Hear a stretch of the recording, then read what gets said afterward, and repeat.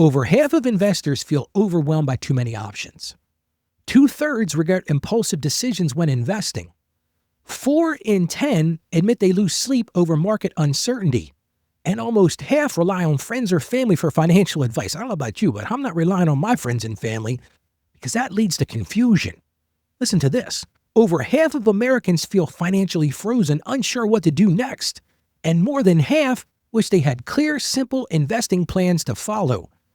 Only 1 in 3 investors feel confident about their long-term strategy, and over 60% of investors want step-by-step guidance rather than more information.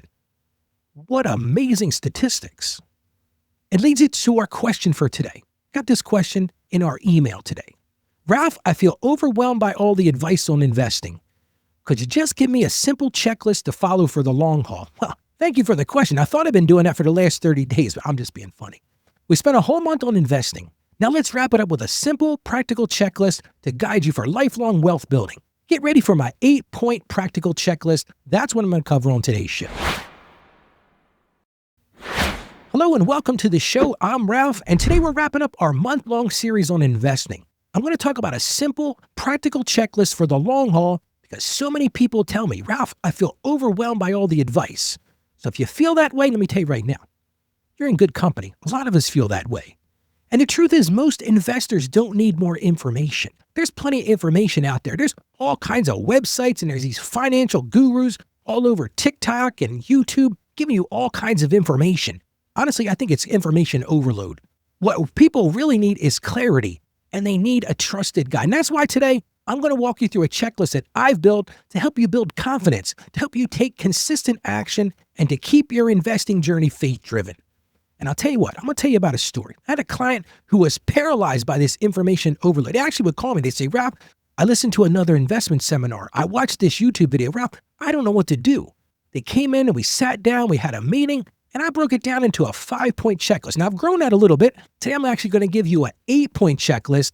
But when I was able to share that with the client, he finally felt free to take steady action without second-guessing himself. And I love this quote from Jim Rohn. Jim said this. He said, success is nothing more than a few simple disciplines practiced every single day.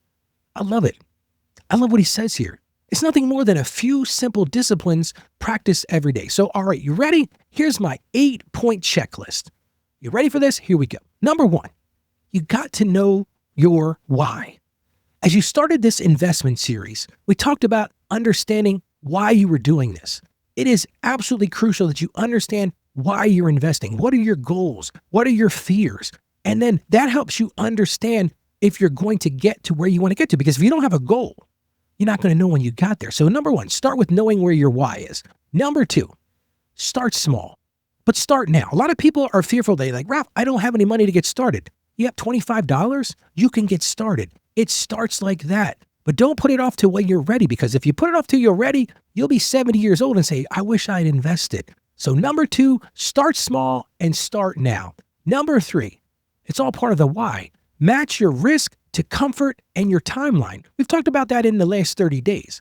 Understand what your tolerance is to risk. Maybe you're one of these people that's willing to bet it all. Maybe you're very conservative. You got to understand that. Understand what's comfortable for you. Because listen, I'm not at all advising you to do something that you're not comfortable with. And at the same time, we've talked about this early in the series.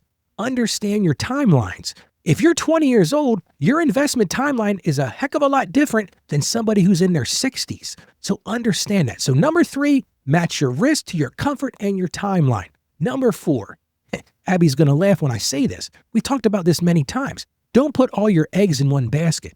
This is the time to diversify and diversify wisely. So that's number 4, diversify wisely. Number 5, automate and stay consistent. If you haven't heard anything else I've talked about in the last 30 days, I've talked and talked and talked about being consistent.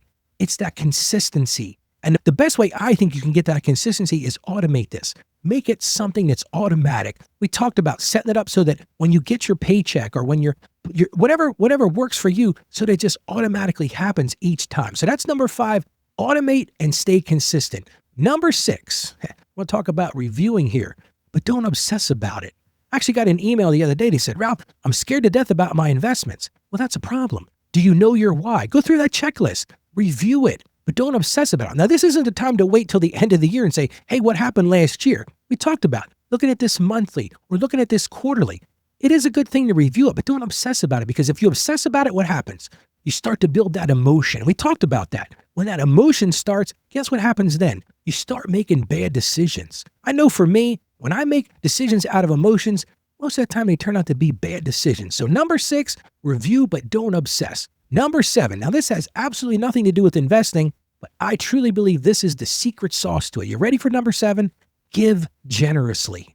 You're thinking, wait a minute, Ralph, you're telling me to invest. You're telling me to go make money for myself. Correct. But why are you doing it? Bake that into the cake. Give generously, because what did the scripture tell us? When we give generously, we're rewarded for that. So number 7 is give generously. And number 8, big takeaway, invest with eternity in mind. Don't just think about what's going to happen next week or next month or next year. Think about the impact that this is going to have for eternity. And let's get right into our Bible verse today. Our Bible verse comes from 1 Corinthians chapter 4, verse 2. Now, it is required that those who have been given a trust must prove faithful. Now, you might be thinking, that's an interesting verse to pick today, Ralph. What does that have to do with investing? Well, it has everything to do with investing if you think about it. We've been given a trust. The reason I do this show is all about financial stewardship. Well, Christ has given us a trust. He's given us these resources. Investing is a way to be a financially confident steward of those things. And it's right here in the scripture. We've got to prove faithful. Well, faithfulness is being consistent. Faithfulness is deciding to choose wisely. All of those things. Now let's go back through our 8-point checklist again, because I want to make sure we don't miss any of that. Let's get right to number 1. So number 1, again, know your why. Number 2, start small, but start now. Number 3, match risk to comfort and look at that timeline. Number 4, diversify wisely. Number 5, automate and stay consistent. Number 6, review, but again, don't obsess about it. Number 7, give generously. And number 8, the top of the cake, where the candle goes, invest with eternity in mind. How about we pray together now? Lord, as we wrap up this 30-day investment series, truth is we feel a little overwhelmed sometimes, and we have fear about things we don't understand, Lord.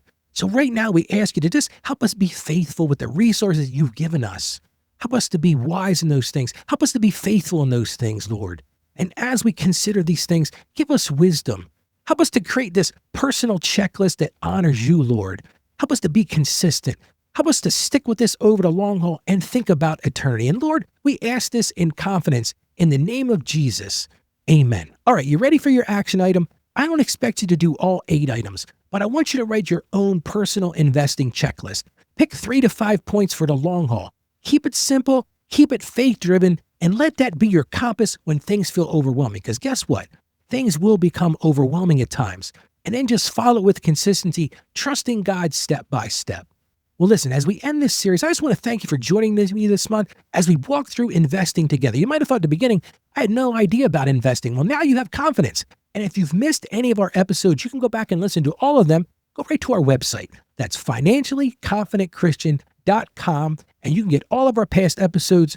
And I hope you're leaving after this with more clarity, more confidence, and today a checklist to help you keep consistent. Because remember this, wealth isn't just built for today, it's entrusted for eternity. Now, you ready for some excitement? Tomorrow we're going to launch a brand new series.